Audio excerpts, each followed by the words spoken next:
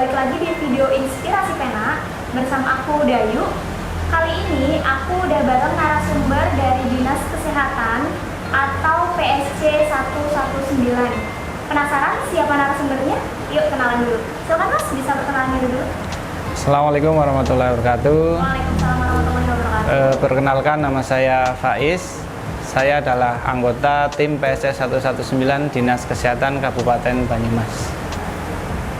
Iya, terima kasih Mas Faiz atas kehadiran dan kedatangannya, sudah berkenan untuk mengisi acara di Inspirasi Pena ini. Ya, siap. Dan sedikit penjelasan mengenai PSC 119. PSC 119 ini adalah Dinas Kesehatan Masyarakat atau Public Safety Center yang dibawahi oleh Kementerian Kesehatan. Nah, penjelasan lebih detailnya nanti akan dijelaskan oleh Mas Faiz. Oke Mas Faiz, mungkin bisa mulai dijelaskan, silakan.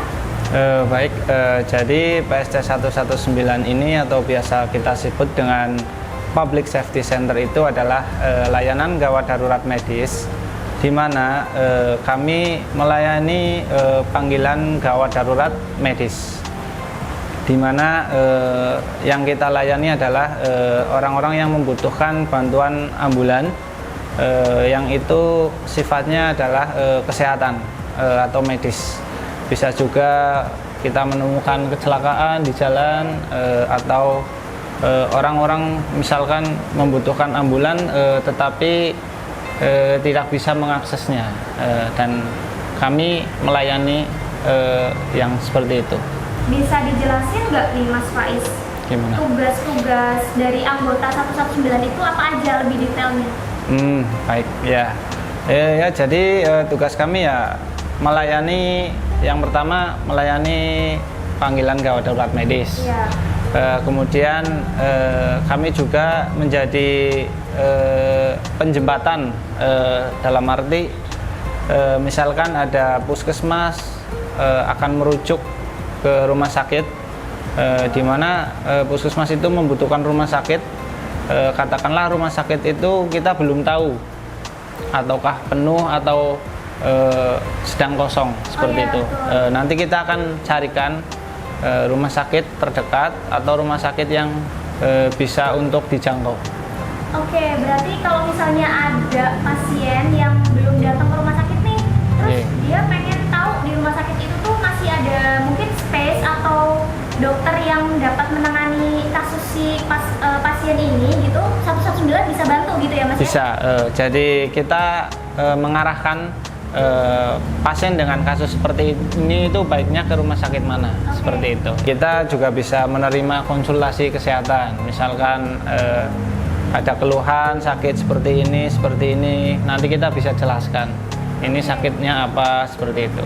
Jadi selain kita melayani layanan gawat darurat, kami juga menjadi kayak konsultasi kesehatan juga bisa.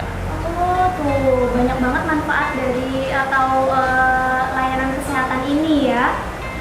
Dan Mas Faiz di 119 ini udah berapa lama? Kira-kira sudah ada 2 tahun setengah. 2 tahun setengah. Ya.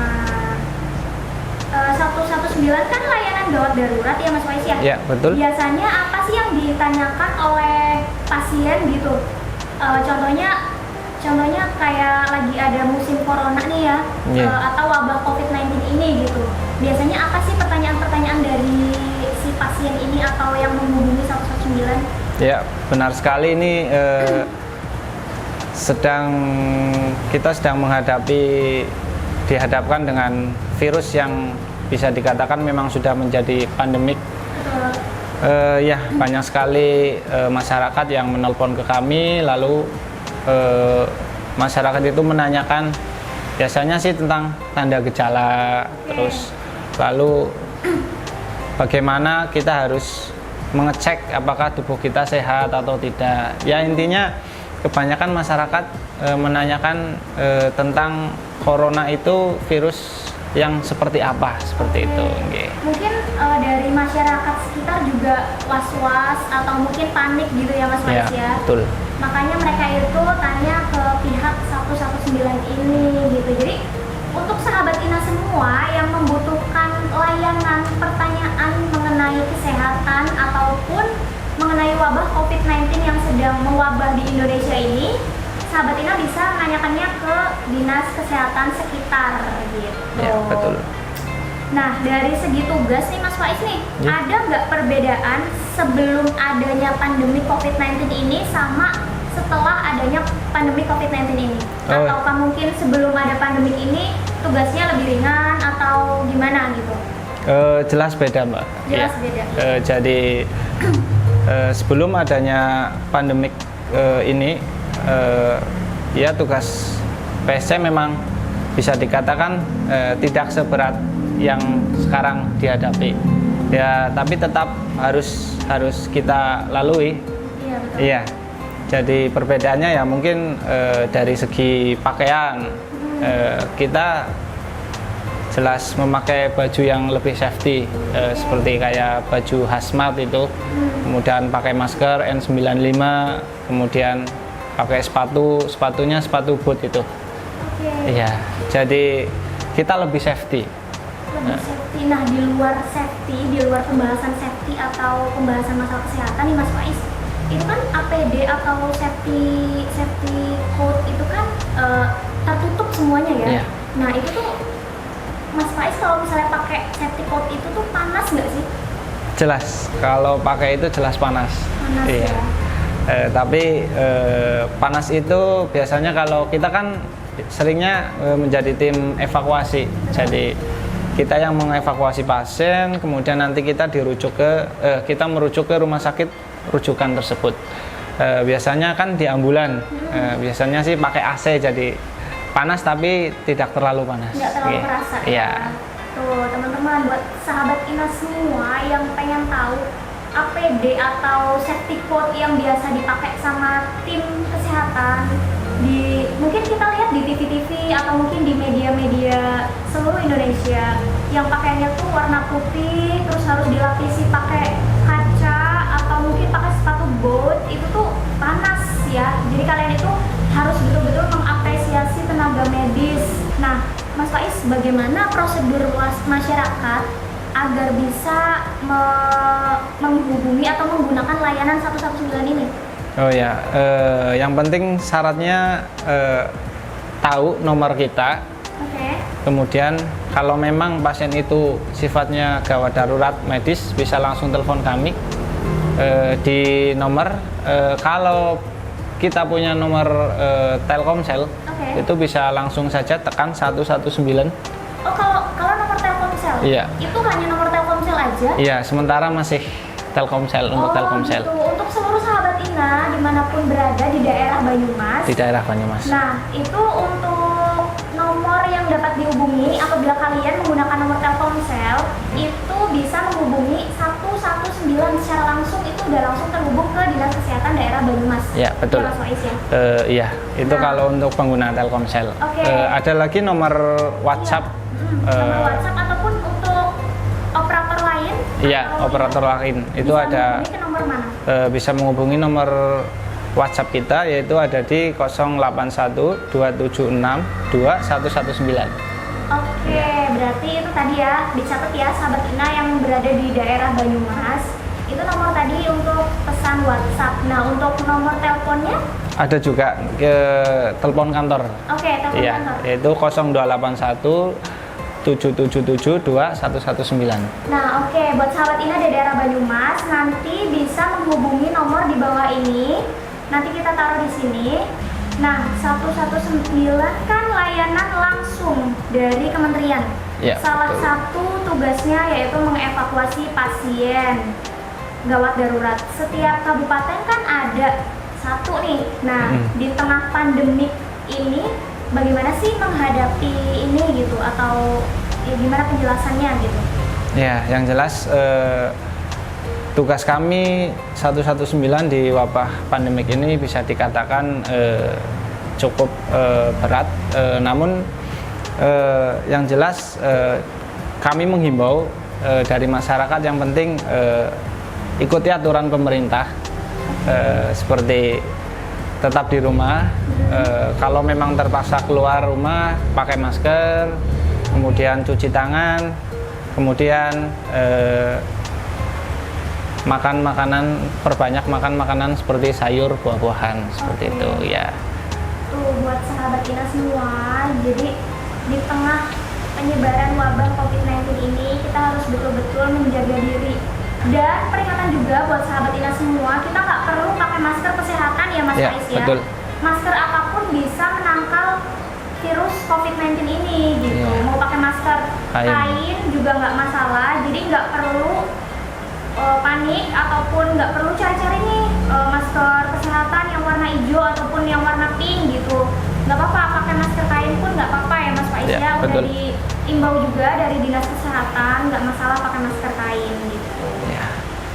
Nah, salah satu fungsi dari 119 adalah sebagai pengkoordinasi fasilitas pelayanan kesehatan. Selama pandemik berlangsung nih, biasanya jenis koordinasi seperti apa yang dilakukan gitu Mas Faiz? Ya paling kita kan sebagai tim evakuasi. Jelas biasanya kalau pandemik itu kan biasanya diklasifikasikan menjadi 3 nih. Apa aja tuh? Pertama ada ODP, yaitu orang dengan pemantauan. Kemudian PDP, yaitu pasien dengan pengawasan. Nah, setelah di PDP ini nanti pasien akan dilakukan swab atau cek laboratorium untuk mengetahui bahwa si pasien ini positif atau negatif seperti itu. Nah, pengkoordinasian itu kan biasanya kalau orang masih dikatakan ODP itu biasanya masih di karantina di rumah. Ya, jadi orang tersebut itu dihimbau agar tetap di rumah kurang lebih selama 14 hari di rumah saja, tidak bepergian, intinya mengisolasi diri seperti itu. Setelah ODP itu ada PDP. Nah, PDP ini bisa dikatakan tingkatannya lebih tinggi dari ODP. Jadi orang dengan PDP itu biasanya si pasien itu sudah muncul tanda gejala seperti batuk, kemudian demam, kemudian juga sudah sesak nafas. Iya, seperti itu. Sampai separah itu. Ya, itu biasanya harus cepat dirujuk ke rumah sakit rujukan. Seperti itu. Ya, biasanya kami koordinasi.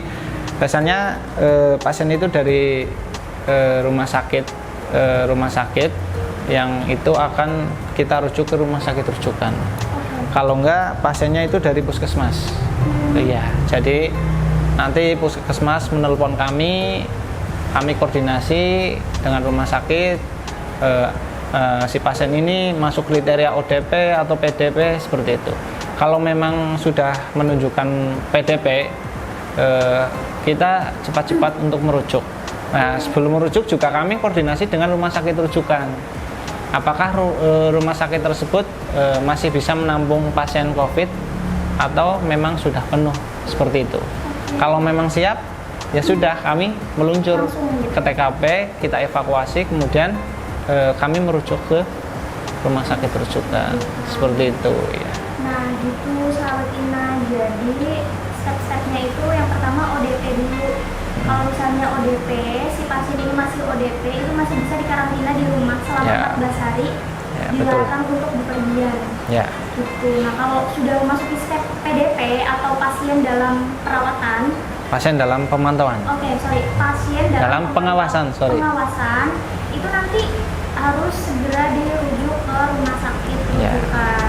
Betul. Nah, rumah sakit rujukan di daerah Jawa Tengah itu mana aja nih Mas Faiz? Kalau Jawa Tengah itu banyak, lumayan ya. Cuman kalau kami kan di Banyumas. Iya, di wilayah Banyumas. Ya, kalau di Banyumas itu pertama Rumah Sakit Margono. Ya. Kemudian Rumah Sakit Banyumas, RSUD Banyumas, RSUD Aji Barang. Kira-kira rumah sakit tersebut itu udah memenuhi syarat atau belum? Mungkin si rumah sakit itu udah boleh dikatakan rumah sakit itu tuh siap untuk menangani COVID, kayak dalam artian APD-nya siap atau mungkin alat medisnya siap gitu? Ya, kalau dikatakan siap, sudah siap.